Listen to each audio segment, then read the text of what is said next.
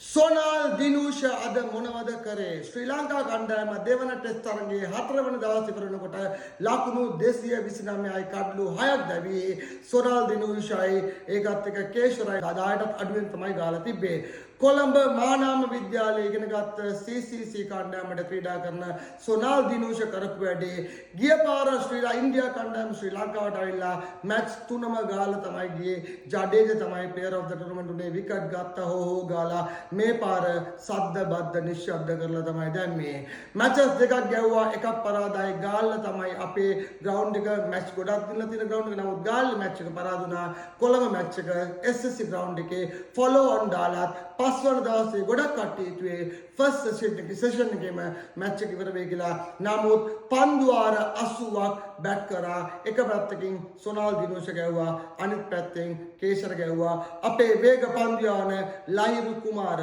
පන්දු 90ක් බැට් කරා ඒ කියන්නේ ලොකු දෙයක් ඉන්දියා කණ්ඩායමත් එක්ක